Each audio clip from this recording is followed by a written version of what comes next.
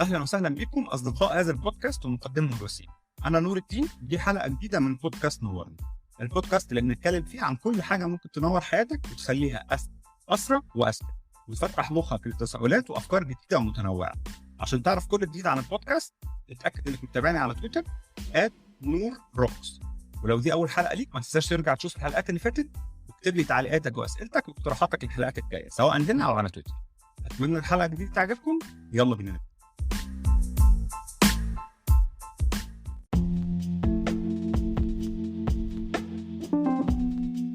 الحكمة الحقيقية الوحيدة هي معرفة أنك لا تعلم شيئا.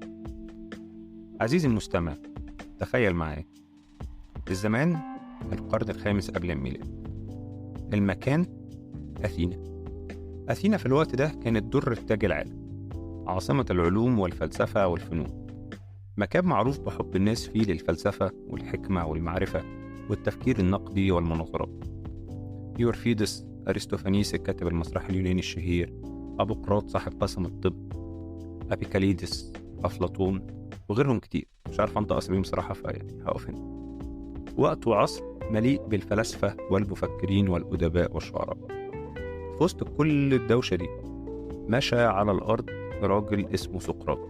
أفكاره وتعاليمه غيرت تماما شكل الفلسفة من بعد، وحطمت أسس مجتمع مليء بالمفكرين والفلاسفة الكبار، وغيرت مفاهيمهم عن العالم، لدرجة إن الفلسفة بعده بقت تتصنف ببري سقراطيك، فلسفة ما قبل سقراط، وبوست سقراطيك، لأن سقراط غير شكل الفلسفة في العالم تماما. ده العالم اللي هندخله النهاردة، وهنتكلم عن حياة وفلسفة وإرث هذا الرجل العظيم اللي على المستوى الشخصي كان ليه تأثير كبير جدا جدا على تفكيري ونظرتي للعالم. ودي الحلقة أظن الثالثة أو الرابعة من حلقاتي عن الفلسفة وعن أعظم مفكري فلسفة عبر عصورها اللي أثروا فيا شخصيا يعني، وطبعا أثروا في العالم. أشهر أقواله وهي دستور الفلسفة من بعده، وماي فيفوريت كوتيشن، يعني ما سكن فيفوريت كوتيشن لي ولا هتعرفوها كمان شوية: The unexamined life is not worth living. الحياة اللي مش بتحاول تختبرها وتنتقدها وتفهمها حياة لا تستحق إنها تتعيش. في الحلقة دي هنتكلم عن فلسفة سقراط وطريقته الشهيرة المسماة بالسقراطيك ميثود اوف كويستشنينج، أو طريقة سقراط في الأسئلة.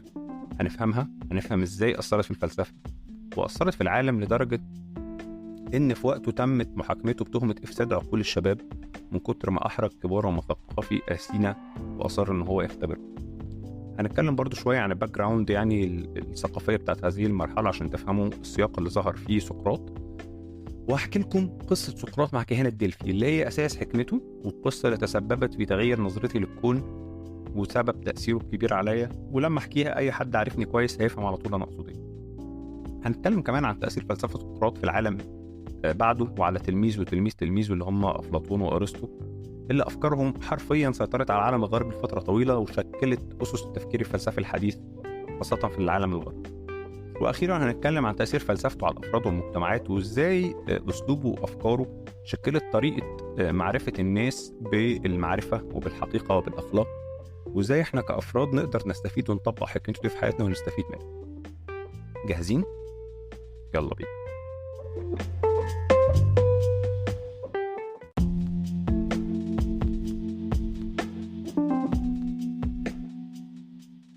أثينا في عصر سقراط مش بس كانت مهد الفلسفة والمعرفة، لكن كمان كانت مجتمع ديمقراطي فيه هيراركية اجتماعية معقدة.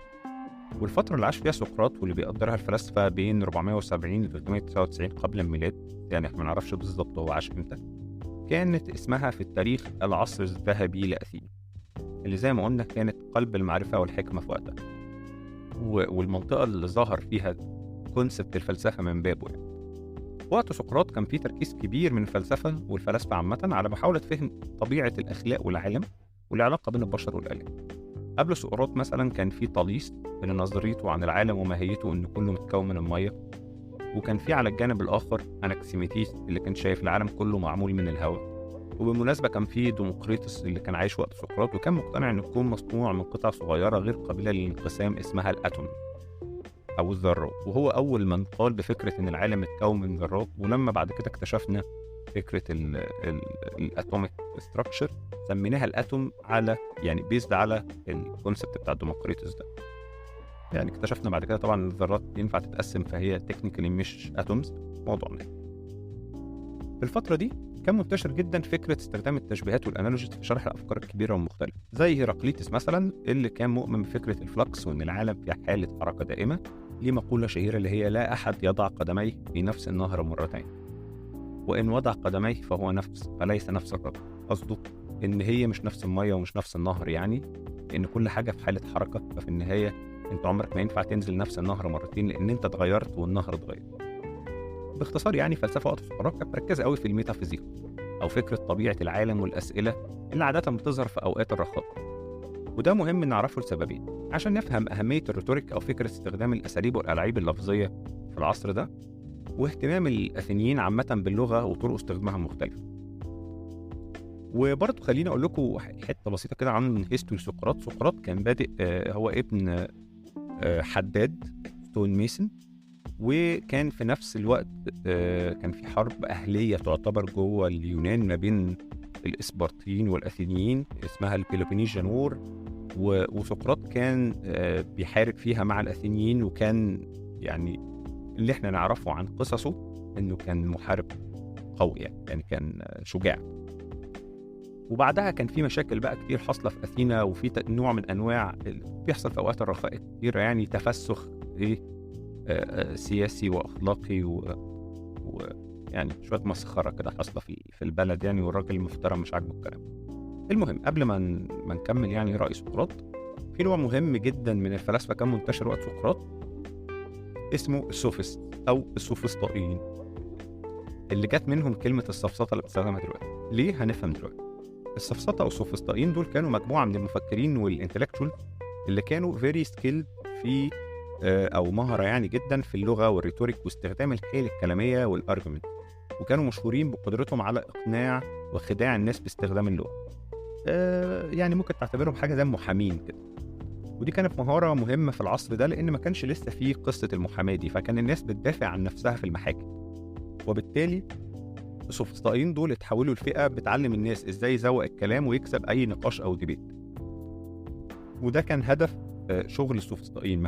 هدفهم ما كانش الحق او المعرفه او الخير، هدفهم يعلموا الناس او هم ازاي يتلاعبوا بالالفاظ علشان يفوزوا في اي نقاش. فرغم احترام الناس لمهاره السوفسطائيين دول، كانوا بيعاملوهم معامله مرتضى منصور كده، كانوش بيحبوهم وحاسين انهم ناس مهتمه بالانتصار في النقاش وتعليم الناس التلاعب بالالفاظ للفوز وخلاص. فما كانوش بتحسهم خليط حقير كده من المحامين على بتوع السيل. فما كانوش ما كانوش كتير من الناس ما كانتش بتاخدهم بجديه كفلاسفه، ولذو كان في منهم فلاسفه كبار بالمناسبه وعندهم افكار عظيمه يعني. بس الجنرال الرؤيه ناحيتهم انهم اللفظ اللي بقينا نستخدمه حاليا للدلاله على هذه الكونسبت اللي هم دول بتوع كلام، فدول سوفسطائيين. دي ناس بتحب السفسطه وخلاص، واحنا بنستخدم كلمه السفسطه للكلام عن او للدلاله على الناس اللي هي بتوع كلام وسفسطه فارغه لكن ما بيقولوش حاجه. كارهي سقراط كانوا دايما بيحبوا يقارنوه بالسوفسطائيين وبيقولوا ان طريقته مجرد سفسطه، وده ما كانش حقيقي يعني. سقراط كان بينفر جدا من التشبيه ده، والحقيقه سقراط ابعد ما يكون عن السفسطه، لانه واحد كان هدفه في الحياه كان المعرفه.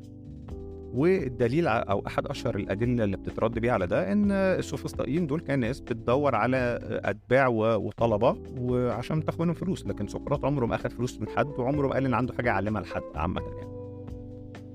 واحد مقولات سقراط الشهيره اللي انا بحبها: أنا I cannot teach anybody anything. I can only make them think. أنا ما أقدرش أعلم أي حد أي حاجة، كل اللي أقدر أعمله أخليك تفهم. على الجانب الآخر بقى، سقراط عكس أغلب فلاسفة عصره ما كانش عنده اهتمام كبير بفكرة العالم مصنوع من إيه والكوزموس والآلهة والقصص دي. كان اهتمامه أكتر بالأخلاق والإثكس والموراليتي، وكان مؤمن إن دور الفلسفة، وده رؤية فضلت في الفلسفة الغربية لسنين كتير بعده، إن دورها هي مساعدة الأفراد يعرفوا إزاي يعيشوا حياة أفضل عن طريق محاولة فهم معنى الحكمة، معنى الأخلاق، ومعنى الفضيلة. وكان في حاجة أو في كونسبت شهير اسمه سقراطس جات فلاي. الجات فلاي دي اللي هي الدبانة. هو كان بيقول أنا ده دوري، أنا دبانة مزعجة للوضع الراهن بتحاول تزق المجتمع إنه يفهم نفسه ويفهم العالم ويعرف معاني الحكمة والفضيلة. وهتفهم عامة ليه اختار يشبه نفسه بالدبانة بالذات كمان شوية.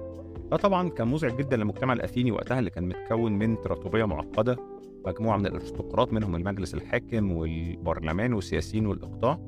وبالمناسبة يعني مش فاكر أنا قلت النقطة دي ولا لأ، بس أثينا كانت دولة ديمقراطية مباشرة. وبعد الحكام والسياسيين طبقة التجار والأغنياء، وبعدهم العبيد بقى والفقراء. وهو قام نازل ماسك الناس دي بقى سلخ في الديبيتس بتاعته معاهم وطلعهم بهايم، الناس اللي هي الارستقراطس والمشاهير ورجال الدين والقصص دي هنتكلم عنها كمان شويه. وعشان كده حياته انتهت بالمحاكمه اللي انصحكم تقروا محاورات افلاطون، وتقولوا لي ليه اسمها محاورات افلاطون وهي عن سقراط، هنتكلم عن ده برضه. وتقروا تسجيله للسبيتش في اماكن متسجله يعني في محاورات افلاطون عن الترايل بتاعه سقراط، وتسجيله للسبيتش بتاعته في المحكمه، حاجه جميله فشخ. فاتمنى اكون عرفت اوصلت لكم صوره اوضح للعالم كان شكله ايه وقت سقراط وشكل المجتمع اللي كان عايش فيه. وهنخش في الفقره الجايه هنتكلم فيها بقى عن مين كاهنة ديلفي وقالت ايه لسقراط، وليه اخترت عنوان الحلقه الغريب ده اللي هو الفيلسوف الذي لا يعرف شيئا، وايه هي فلسفه سقراط دي اساسا. جاهزين؟ يلا.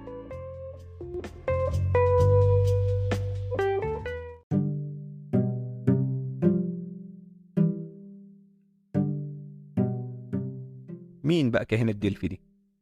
سقراط كان بيقدس الاله ابولو، ومعبد ابولو في اثينا في منطقه اسمها ديلفي.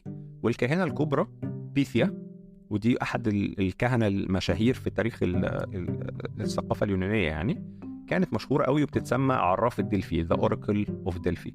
وسقراط كان بيحبها وبيحترمها جدا، وكان بيقدس الاله ابولو عامه. في يوم من الايام ودي يعني قصتي المفضله عن سقراط، وهي السبب في ان انا بحبه يعني. واحد جه لسقراط وقال له بيثيا بتقول انك احكم رجل في اثينا. سقراط اتخض جدا لانه راجل متواضع يعني. فراح بنفسه الكاهنة ديلفي دي وسألها من أحكم رجل في أثينا؟ قالت له سقراط. وهنا سقراط اتخض وقرر يثبت لكاهنة ديلفي إنها غلط، وقال لها أنا هثبت لك إن أنا مش أحكم رجل في أثينا ولا حاجة، وهجيب لك شخص أحكم مني. وبدأ رحلته في البحث عن الحكمة في أثينا، وبدأت محادثاته الشهيرة في الشوارع وفي الأسواق اللي كانت عامله عارفين زي البرامج اللي هي بتوقف العيال في الشارع وتسالهم اسئله سهله ويطلعوا بها مش فاهمين حاجه زيها كده، بس مش مضروبه وبليفل بقى اعلى من يعني ما بيوقفوش بقى عيال هبله، لا ده كان بيوقف سياسيين وفلاسفه كبار ويبتدي يتكلم معاهم. ومن هذا اليوم بدات قصه السقراطيك ميثود او طريقه سقراط في المحاوره. وخليني اكمل لكم القصه يعني قبل ما نتكلم عن ايه هي طريقه سقراط دي. المهم سقراط بدا رحلته في البحث عن رجل حكيم، وبدأ يتمشى في شوارع أثينا ويوقف الناس ويسألهم عن الحاجات اللي بيدعوا إنهم يعرفوها. برضو أنا حاسس إن الفكرة لسه ما وصلتش، فخليني أحكي لكم واحدة من المحاورات بشكل ملخص. طبعا ما أقدرش أحكيها لكم كاملة، هي طويلة جدا، بس هي من محاوراتي المفضلة يعني لسقراط، وهي محاورة يوثيفرو، وهي حاجة ما زالت ديسكاست في تاريخ الفلسفة تيل ناو يعني. مين هو يوثيفرو ده؟ يوثيفرو ده كان واحد ليه مكانة كبيرة قوي في أثينا، شخص مشهور بحكمته وإنه راجل عراف ورجل دين مشهور مهتم بإرشاد الناس للحكمة والأخلاق، وفي نفس الوقت ناشط في المجتمع السياسي. فهو حاجة كده خليط من عمرو خالد على الشقيري على معز مسعود بالنسبة لهذا المجتمع وقتها يعني. شخص ليه شهرة كبيرة كرجل دين إصلاحي اجتماعي، وفي نفس الوقت ليه نشاط سياسي ما. المهم القصة بتقول إن سقراط لما اترفعت عليه القضية من راجل كده اسمه ميليتوس اللي هي قضية إفساد الشباب، فكان رايح المحكمة وفي الطريق قابل يوثيفرو كان رايح برضو لسبب قانوني. كان رايح المحكمة، كان رايح يعمل إيه؟ كان رايح يرفع قضية يبلغ عن أبوه اللي تسبب بالخطأ في قتل أحد يعني أبو يوثيفرو، مش يوثيفرو نفسه، تسبب بالخطأ في قتل أحد الناس اللي هي معتمد عليه أو أعضاء العيلة أو العبيد اللي عنده، اللي قتل عبد تاني عنده. باختصار خليني أحكي لكم القصة.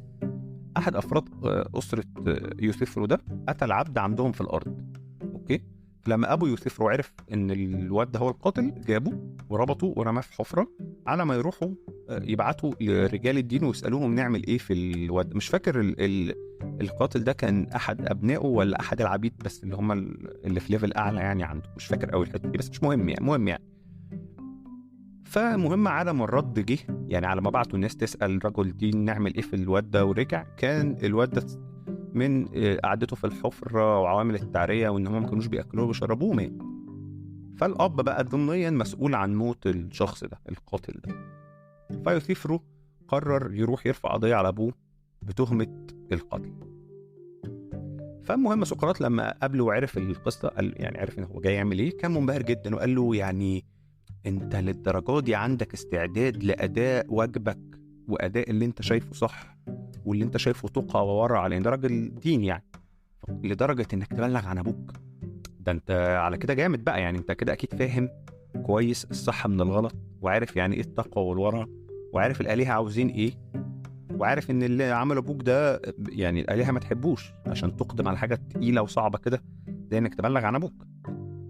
وما تحاولوش تحاكموا الفكره بتاع يعني للاخلاق اللي نعرفها دلوقتي، احنا بنتكلم عن عصر مختلف. فسقراط قال له طب طالما انت فاهم يعني ايه ما هي البايتي او البينج بايس اللي هي التقوى والورع، انا عايزك تفهمها لي والنبي ده، ارجوك عرف لي التقوى والورع. فبدات محاوره يوسفرو الشهيره اللي بدات بطلب سقراط من يوسفرو تعريف التقوى. فقال له التقوى او الافعال التقيه هي الحاجات اللي الآلهة بتحبها.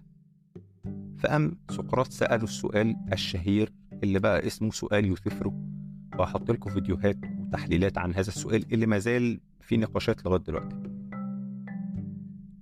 قال له طب هو الآلهة بتحب الأفعال التقية لأنها تقية، ولا الأفعال بتكون تقية عشان الآلهة بتحبها؟ وبعدين الآلهة أصلا احنا بنتكلم عن آلهة اليونان بتتخانق مع بعض، فاللي بيحبوا إله مش شرط إله تاني يحبه، فالتعريف ده مش نافع. انت بتشتغلني يا يوسفرو ومش عايز تقول لي الحقيقه. فهمني يا ابني يعني ايه التقوى، انت راجل فاهم يعني ايه تقوى ورايح تبلغ عن ابوك، انت لازم تكون فاهم كويس الالهه عاوزه ايه يعني عشان تعمل حاجه زي دي. فالتعريف اللي انت قلته لي ده مش منطقي. فيوسفرو فكر شويه قال له طيب لا بص، التقوى هي الاشياء اللي كل الالهه متفقه انها بتحبها. فسقراط قال له لا، ما مش هي لان اللي الالهه متفقه عليه هنسميه فعل تقي، بس الالهه اصلا موافقه عليه عشان هو تقي. فهل الالهه موافقه عليه عشان هو تقي، ولا هو تقي عشان الالهه موافقه عليه؟ احنا كده ما عملناش حاجه، انت كده رجعت قلت نفس الكلام اللي قبل كده، ما جاوبتنيش برضه. فالراجل اتفقع، حس ان هو مش فاهم حاجه، يعني فاهم شكله بقى مش تمام، الراجل مشهور يعني. قال له طب بص التقوى هي العدل، وهي خاصه نوع العدل اللي بناخد فيه بالنا من الالهه وبنخدمه. فسقراط قال له ايوه بس ما الالهه دي يعني اومني بوتنت مطلقه القوه، مش محتاجه خدمتنا ولا ناخد بالنا منهم، ولا انت كافر ولا ايه؟ فالراجل عايز يفلفص يعني مش عارف يطلع بحاجه. فقال له طيب بص التقوى هي نوع من التبادل مع الالهه، احنا بندي لهم تضحيات وبنصلي لهم بنعمل لهم اللي بيحبوه وهم بياخدوا بالهم مننا، هم مش محتاجين مننا ده بس احنا بنعمل ده عشان نرضيهم. فالتقوى هي الافعال اللي بترضي الالهه عشان تحبنا. قال له ما انت لو بتقول التقوى هي ان هي الافعال اللي بترضيهم زيها هي كانك بتقول التقوى الافعال اللي بيحبوها، فكده احنا رجعنا التعريف الاولاني، انت برضه ما قلتش حاجه. فانا برضه ما فهمتش يعني ايه التقوى دلوقتي، ايه هي الافعال التقيه، بنعرف منين التقوى؟ وات از هولي وات از بايوس؟ انت ضحكت عليا يا عم وما عرفتنيش التقوى مع انك بتقول انك عارفها وفاهمها ورايح تبلغ عن ابوك، انت كده انت بتضحك عليا، انت مش عايز تقول. فالراجل طبعا يعني اتفقع لانه الراجل مش راضي، يعني سقراط مش راضي يحله، والتاني عمل فيها 7 رجاله وهو فعلا مش فاهم حاجه. فاتفقع ومشي. واغلب محاورات سقراط بالمناسبه مش الهدف منها نوصل لحاجه، هو الهدف منها انه يدفع الشخص الواثق بزياده اللي قدامه ده انه يسائل افكاره، ما يبقاش متاكد قوي من اللي هو بيدعي ان هو فاكره ان هو فاهمه، لان هم عاده الناس بتاخد الحاجات على علتها ما بتفكرش يعني. محاورات سقراط ممتعه جدا وانصحكم تدوروا على كتاب محاورات افلاطون وتقروه. بمناسبة محاورات أفلاطون، ليه الكتاب اسمه محاورات أفلاطون؟ لأن ببساطة سقراط ما سجلش حاجة. سقراط كان حياته كلها عبارة إنه ماشي وبيتكلم وبيتناقش مع الناس، هو ما بيكتبش، ما كانش بيكتب. فكان مين كان في شاب ماشي وراه بيكتب اسمه أفلاطون، وهو اللي عرفنا عامة أفكار سقراط بكتبه عن محاورات سقراط. لدرجة إن في بعض الناس كانت بتقول إن سقراط ده مش حقيقي، وإن أفلاطون كان بيستغل سقراط عشان يوصل أفكاره هو يعني. بس يعني عندنا قصص كتير قوي عن سقراط من مصادر مختلفة، فإحنا عارفين إن سقراط كان عايش. بس ممكن إنه يكون بعض أفكار سقراط اللي في كتب أفلاطون ما بتعبرش عن أفكار سقراط قد ما بتعبر عن أفكار أفلاطون وهو استغل سقراط فيها، يعني زي مثلا ما نيتشه عمل في زرادشت. المهم اللي فهمناه هنا إيه؟ إن سقراط بيلعب ديفلز أدفوكيت. هو لا يدعي إنه عارف أي حاجة، لكن هو قفش الراجل اللي بيدعي إنه فاهم التقوى وعمال يخرم في الحجج بتاعته، وأثبت له إنه واثق في نفسه على الفاضي وهو بلح، يعني مش فاهم حاجة، ومع ذلك واثق قوي وبينصح وبيعلم، لدرجة إن الراجل رايح يبلغ عن أبوه وهو مش عارف إذا كان اللي بيعمله ده صح ولا غلط أصلا، ومش فاهم يعني إيه تقوى ويعني إيه الصح ومن الغلط. وده اللي كان بيعمله سقراط مع كل الناس اللي عاملة فيها أشباح في المجتمع الأثيني. وده بدأ يجمع حواليه محبين وأتباع، سبيشالي بالمناسبة من الطبقة الغنية، بيتفرجوا على محاوراته وتعريته لكمية مدعين العلم والمعرفة في أثينا، المشاهير البلح اللي مش عارفين الألف من كوز الدر. وأظن وأنا بحكي لكم القصة دي عمالين تفتكروا وتفكروا في أسامي ناس معينة نفسكم يتعمل فيهم اللي عملوا سقراط ده يعني. وهنا نيجي لنهاية قصته الجميلة بقى مع كاهنة دلفي، وجملته المشهورة اللي مش قادر أقول لكم تأثيرها علي أول مرة قريتها كان إيه، وما زالت أكثر جملة بقولها لما حد في أي وقت بيقول لي إنه بيفهم في حاجة، إن أنا حكيم حكمة سقراط. الجملة بتقول إيه؟ I know that I'm intelligent because I know that I know nothing. أنا عارف ليه. بعد يعني بقى ما خلص محاوراته وراح لكاهنة دلفي يقول لها أنا دلوقتي عارف أنت ليه قلتي أنا أحكم واحد في أثينا.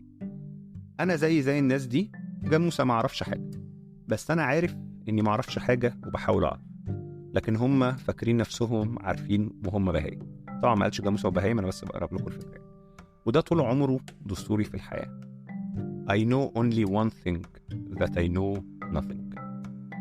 سقراط حياته كلها كانت حاجة واحدة، سعي صادق وحثيث ناحية معرفة الحقيقة بأي شكل من أي حد وبأي طريقة، سعي منزه تماما عن أي شيء ممكن يوقفه عن المعرفة زي الإيجو أو الغرور أو ادعاء المعرفة، لأن دي الحاجات اللي لو عنده ما كانش يقدر يوصل لحاجة. فهو مش مغرور أو ما عندوش إيجو عشان هو يعني أخلاقه لا تسمح، لا، لكن لأنه محب حقيقي للحكمة، فيلسوف بجد عايز يعرف the real truth. فالتواطؤ الحقيقي وانعدام الغرور والإيجو هما الطريقة الوحيدة للمعرفة. ومن هنا ظهر جملته الأشهر اللي قلتها في أول الحلقة: The unexamined life is not worth living. سقراط طريقته في التحري كانت الفضول الصادق والانفتاح الكامل على الحوار، ولما بيسأل عشان يسمع ويفهم، وبيفكر في اللي سمعه بشكل نقدي، ويبدأ يسأل أسئلة متتالية عشان يحاول يكشف التناقضات، عشان يتحدى افتراضاته وعقيدته وافتراضات وعقيدة الشخص اللي قدامه ناحية الأشياء، ويزق اللي قدامه ويزق الحوار ناحية أعمق يحاول يوصلوا فيها الحاجة، ويسألوا مبادئهم وأفكارهم ومفاهيمهم بدل ما ياخدوها حافظ مش فاهم كده بدون تفكير. حتى لو ما وصلوش لحاجة في الآخر، مجرد التساؤل في حد ذاته انتصار. وهنا بيبان اختلافه العميق عن السوفسطائيين اللي كان كل همهم الفوز في المبارزة الكلامية مش الوصول للحقيقة. شخصيا قراية محاورة أفلاطون واللي هي الكتاب اللي فيه قصص سقراط وأنا صغير غيرتني تماما، وعشان كده سقراط بالذات ليه مكانة كبيرة قوي في قلبي، لأنه من أسباب تكوين شخصيتي اللي عندها ولا دائم بالتساؤل، وإني ما أخدش نفسي ولا اعتقاداتي ولا مبادئ بجدية من غير اختبار حقيقي، والتفكير فيها مهما كانت حاجة اتربيت عليها. عشان كده عمري ما بقبل فكرة أو حاجة حد يقولها لي من غير ما أسأل، من غير ما أحاول أفصص الفكرة وأتأكد إني موافق عليها وإنها بتميك سنس بالنسبة لي.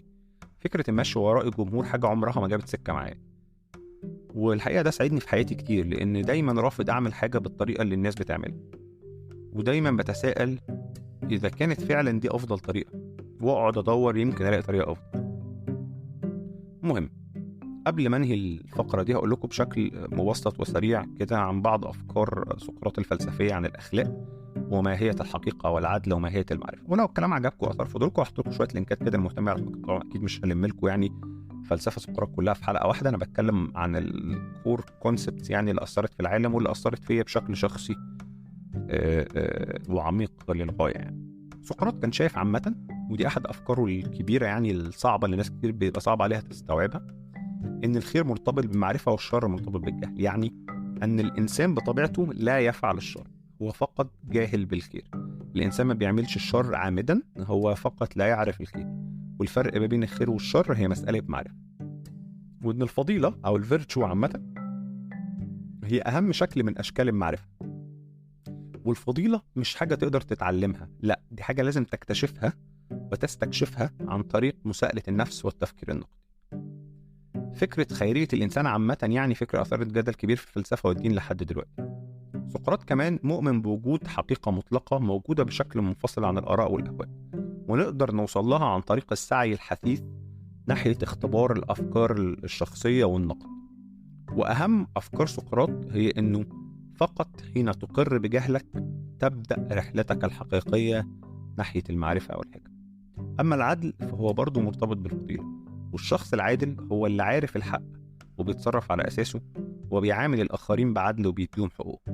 وإن العادل شخص أسعد من الظالم لأن ضميره مرتاح، وده يعني حتة مثالية من سقراط نايف شوية. وأخيرا أن التساؤل الفلسفي هو الطريق الأساسي لاكتساب المعرفة. سقراط طريقته غيرت تماما التساؤل الفلسفي من بعده، وتلاميذه بعد كده حرفيا غيروا العالم. يعني ثلاثي الفلسفة اليونانية دول اللي هم الجوت بتوع الفلسفة، هو كان سقراط وبعدها تلميذه أفلاطون وبعدها الحاج الكبير أرسطو. بدأوا رحلة العالم بالتفكير النقدي ومطاردة العلم والسيلف أورنس. في الفقرة الجاية هنتكلم أكتر عن تأثير فلسفة سقراط على تلامذته وعلى العالم من بعده والفلسفة بشكل عام.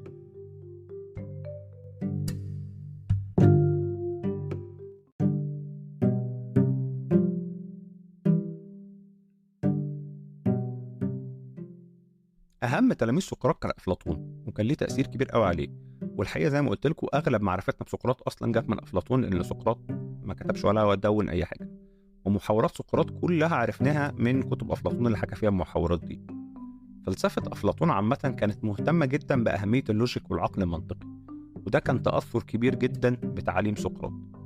على الجانب الآخر أرسطو اللي كان تلميذ أفلاطون واللي كان يعتبر أفكاره حكمت التفكير الفلسفي في الثقافة الغربية لعصور طويلة لغاية عصور النهضة مثلا. والحقيقة إن حتى بداية العصر الذهبي في التاريخ الإسلامي بدأت بترجمة أعمال أرسطو، وبعد كده نقدها وتطوير الفلسفة الإسلامية، فالراجل تأثيره يعني عملاق.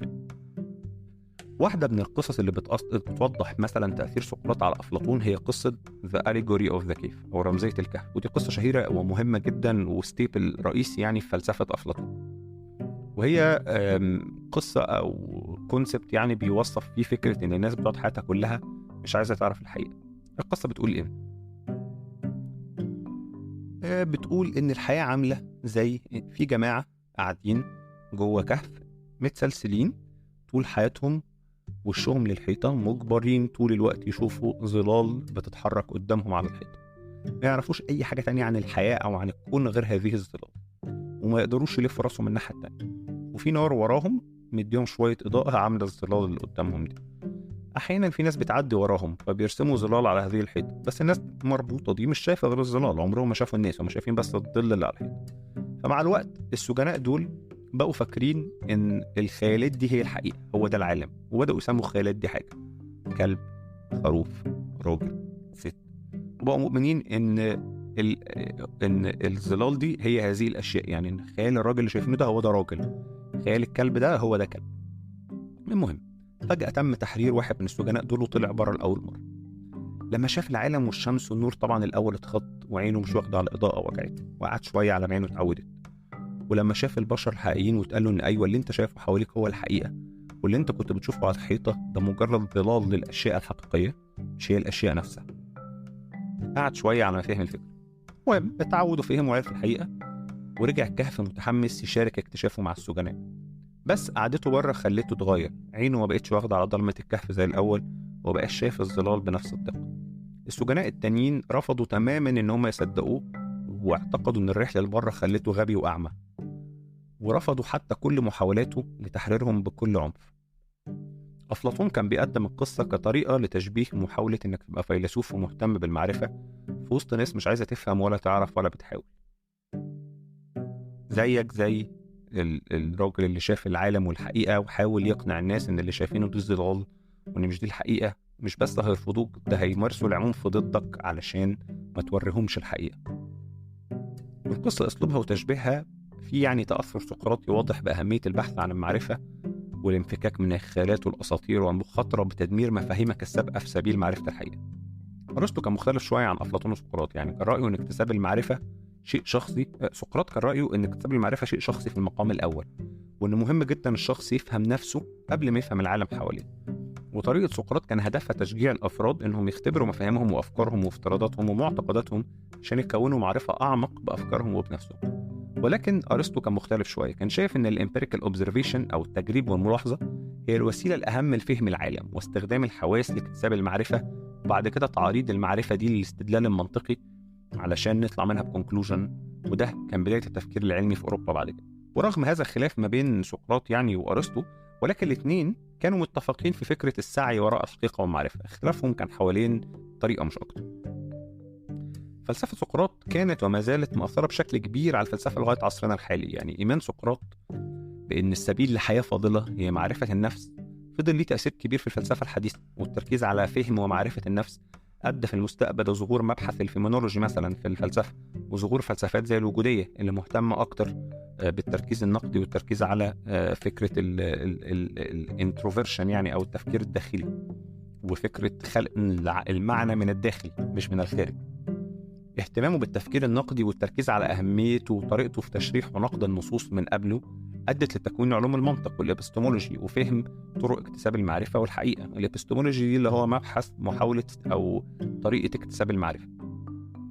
تركيز سقراط على الفضيلة ودور الفلسفة في تعليمنا إزاي نعيش ليه تأثير كبير على فلسفة الأخلاق من بعده، وفلاسفة كبار جدا زي ستيوارت ميل وزي إيمانويل كانت وزي الستويكس بعديه اتكلموا عن تأثيرهم عليه وأسئلته زي سؤال التقوى وغيره من المباحثات، وسؤال يوثيفرو اللي اتكلمت عنه أو زي يوثيفرو دالما وغيره من المباحثات ما زالت محل نقاش لحد دلوقتي. والأهم ودي من الحاجات اللي أنا بحبها دمج الفلسفة بالحكي والقصص والفكاهة. وهنا هننهي الفقرة بواحدة من أظرف الأقوال المنسوبة ليه في كلامه مع أحد تلاميذه اللي سأله وقال له: يا سقراط، أتجوز ولا ما أتجوزش؟ فسقراط قال له: يا عزيزي، نصيحتي ليك إنك تتجوز، فلو مراتك كانت ست كويسة هتكون سعيد، أما لو ما طلعتش كويسة فهتكون فيلسوف زي الراجل في القرن الخامس قبل الميلاد بيدس مراته، يعني حاجة رابر قديم يعني. في الفقرة الجاية والأخيرة هنناقش إزاي نقدر نستفيد ونطبق أفكار سقراط عشان نعيش حياة أحسن النهاردة.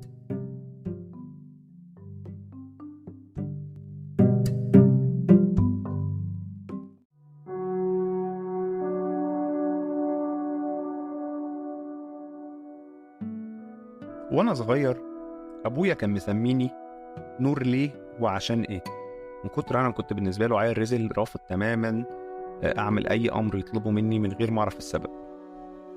وهنا أرد على أبويا وأقول له: يا بابا، سقراط كان بيقول wonder is the beginning of wisdom، التساؤل هي بداية الحكمة. ودي أول طريقة نقدر نطبق بيها فلسفة سقراط في حياتنا، مساءلة الافتراضات. سقراط كان أول أو بلاش نقول أول بس أهم سكيبتست أو شكاك في العالم.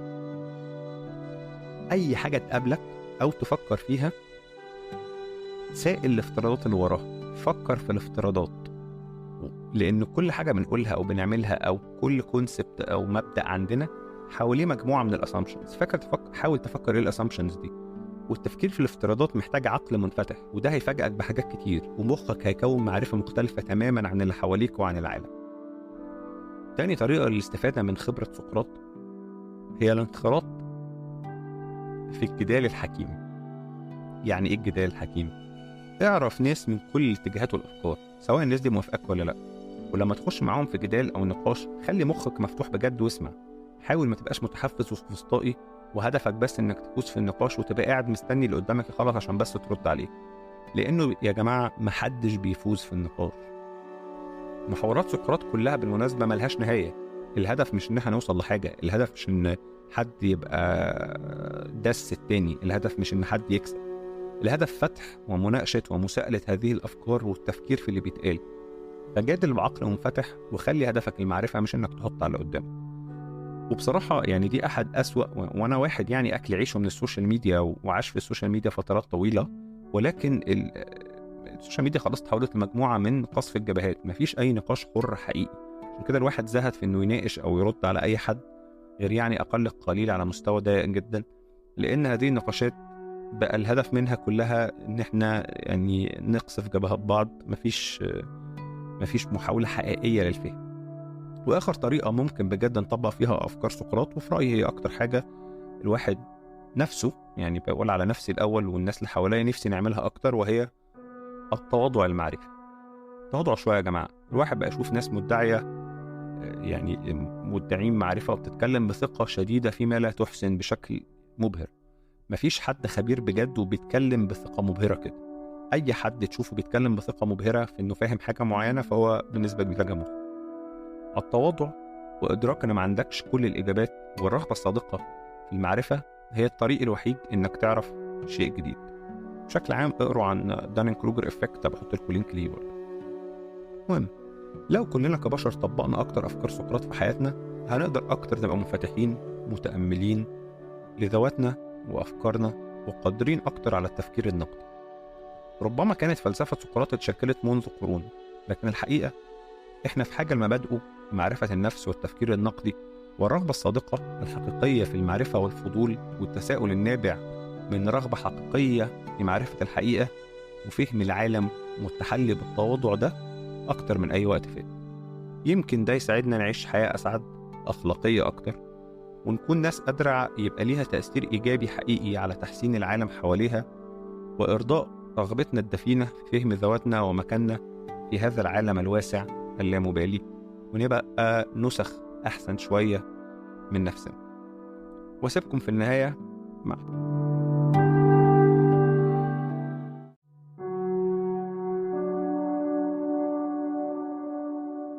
حكمة أخيرة من سقراط.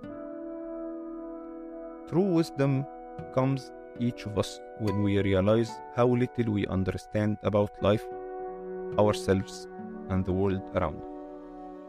الحكمة الحقيقية بتجينا لما بندرك قد إيه قليل جدا اللي إحنا عارفينه وفاهمينه عن الحياة وأنفسنا والعالم حوالينا.